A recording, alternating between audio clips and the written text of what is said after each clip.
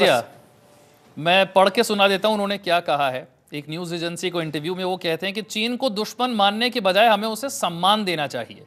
मुझे समझ नहीं आता कि भारत को चीन से खतरा क्या है।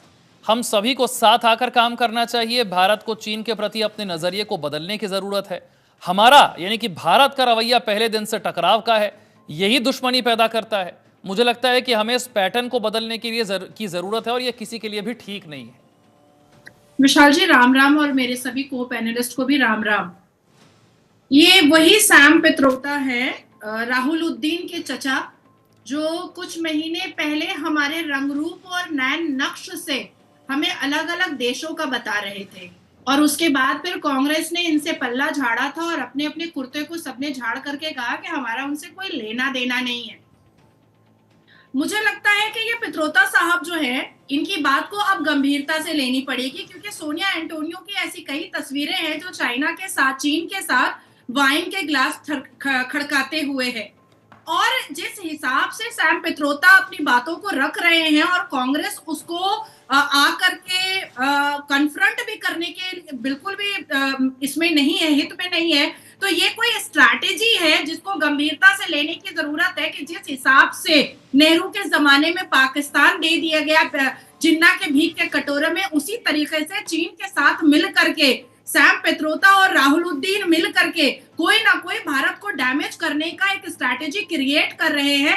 ऐसे ही उठी पुठी बातें तो सैम पित्रोदा जैसा सीनियर सिटीजन आदमी, जो कांग्रेस जैसे इतनी पुरानी पार्टी का और समुद्र के उस पार का इतना बड़ा नेता है, वो ऐसे ही हवाबाजी तो नहीं कर सकता है, हवा में तीर तो नहीं मार सकता है। और क्योंकि सबको पता है और इतिहास के पन्ने गवाह हैं, कई तस्वीरें मेरे पास भी हैं कि सोनिया एंटोनियो के काफी अच्छी रिश्तेदारी चीन से है, तो ये इसको हमारे आदरणीय प्रधानमंत्री जी को, डॉक्टर एस जयशंकर जी को, हमारे गृह मंत्री जी को बहुत गंभीरता से लेनी पड़ेगी कि अब राहुल उद्दीन क्या करने वाले हैं अपने चचा सैम के साथ। और अभी हालिया में लोकतंत्र के मंदिर में 19 बार चीन का प्रमोशन किया है हमारे राहुल उद्दीन ने, तो ये डर की बात है और इसको गंभीरता से लेने की बात है। और ये इतिहास के पन्ने इसलिए भी गवाह है विशाल जी कि चीन की वजह से भारत को कितने डैमेजेस देखने पड़े हैं, चीन की वजह से भारत ने क्या क्या झेला है, ये सबको पता है। और नाजिया, चीज में बहुत इंपॉर्टेंट बोलना चाह रही हूँ, ऐसा नहीं लगता आपको कि भारत का भी जो स्टैंड है चीन को लेकर के वो बहुत ज्यादा क्लियर है नहीं?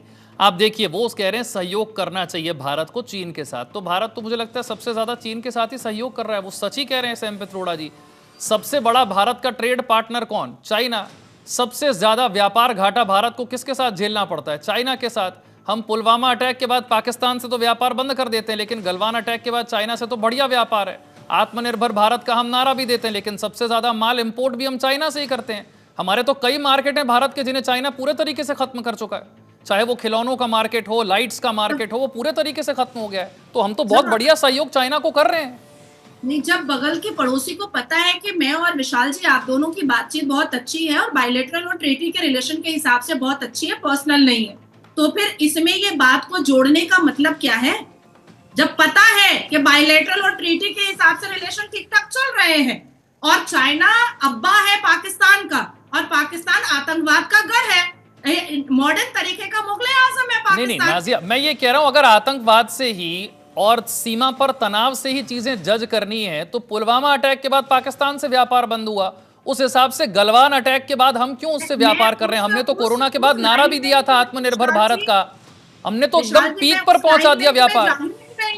मैं कह रही हूं कि सैम पित्रोदा भी तो इतने गुणवान है, इतने ज्ञानी है, तो जब उनको पता है जियोपॉलिटिक्स के बारे में, उनको पता है कि भारत के बायलैटरल और ट्रीटी के रिलेशन जो है हमारे चाइना के साथ, चीन के साथ, वो तो ठीक ठाक चल रहे हैं। मैं भी बोल रही हूँ कि जियोपॉलिटिक्स की जब उनको इतनी समझ है और वो समुद्र के उस पार बैठे हैं, तो फिर ये कौन से मेल जोल और ये कौन से रिश्तेदारी के बारे में बात कर रहे हैं और ऐसी कौन सी स्ट्रेटेजी बना रहे हैं राहुल उद्दीन के साथ, जो ये जानना अब बहुत जरूरी हो गया है।